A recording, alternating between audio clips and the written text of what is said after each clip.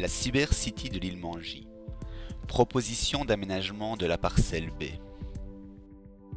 Dans le cadre de la zone franche de l'île Mangy, située dans la presqu'île du Cap Lopez et proche de la ville de Port-Gentil, la présidence et le gouvernement de la République gabonaise ont prévu la mise en place de la plus importante technopole de l'économie numérique en Afrique centrale. La parcelle B de la zone franche sera destinée à cette initiative. Sa surface, d'environ 410 hectares, se situe entre la parcelle F, destinée à l'implantation d'activités industrielles, et la parcelle C, destinée à un usage résidentiel. La Cybercity de l'île Mangy sera l'écosystème par excellence pour le développement et la promotion de l'économie numérique par le biais de l'installation de sociétés offshore spécialisées dans les technologies de l'information et de la communication. Elle fournira une plateforme stratégique et rentable pour les compagnies de ce secteur, visant les marchés émergents de la région d'Afrique centrale. Elle promouvra l'activité industrielle et stimulera l'innovation, tout en bénéficiant des avantages du régime spécial de la zone franche.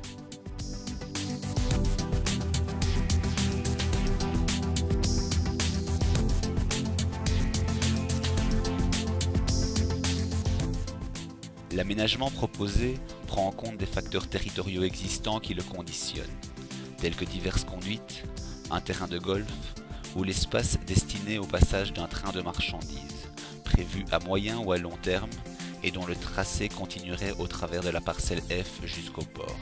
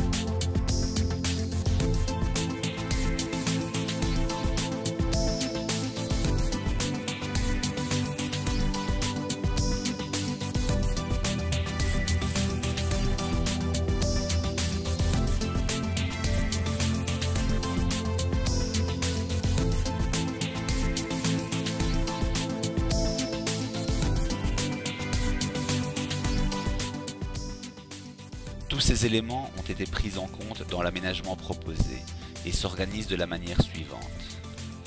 Un contrôle d'accès est prévu à l'entrée de la zone franche.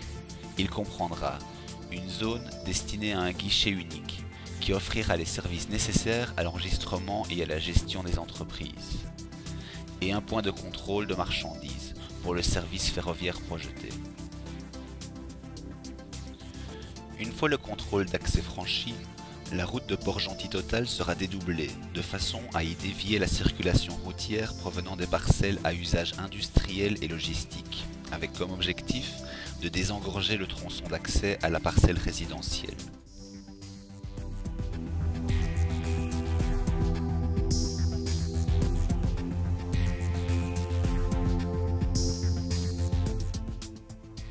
Le réseau de voirie de la Cybercity est articulé par le biais de deux larges boulevards piétons qui incluront les zones de services destinées au commerce, à la restauration et aux loisirs.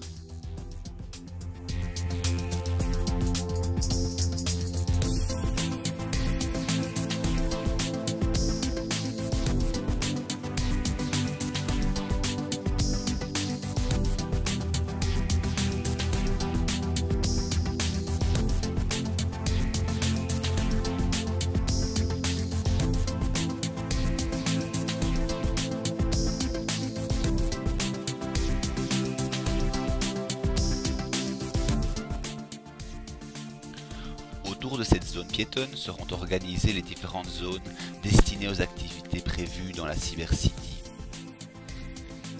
Gabon Internet City, la plateforme d'attraction des entreprises internationales des technologies de l'information et de la communication pour la promotion et le développement de l'e-commerce et des téléservices, tels que Microsoft, Cisco Systems, IBM, HP, Dell, Siemens, Sony Ericsson, Telemedicine.com, Recentel,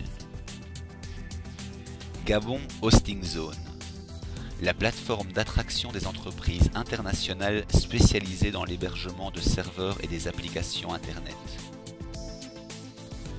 Gabon Outsourcing Zone, la plateforme d'attraction des entreprises internationales spécialisées dans l'externalisation des services, le développement des logiciels et le conseil aux entreprises.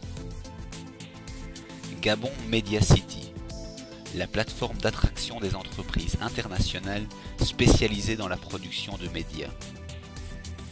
Gabon Studio City, la plateforme d'attraction des entreprises internationales spécialisée dans la production d'œuvres cinématographiques et de documentaires publicitaires. Gabon Tech Zone, la plateforme d'attraction des entreprises internationales spécialisée dans la production de composants microélectroniques et le montage des terminaux multimédia.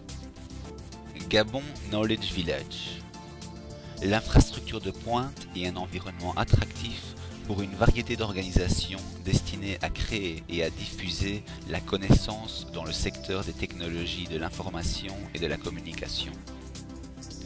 Gabon Green Power and Environment, la composante de la Cyber City chargée de gérer et de fournir l'énergie au Business Park de la Technopole. Le boulevard principal démarrera son parcours à partir de la parcelle logeant le plus important centre de convention de la sous-région, destiné à abriter les grands congrès internationaux dans le domaine de l'économie numérique. Ce bâtiment aura un emplacement privilégié dans un terrain doté de vastes espaces verts, fontaines, stationnements et raccordements piétons avec le reste des équipements publics.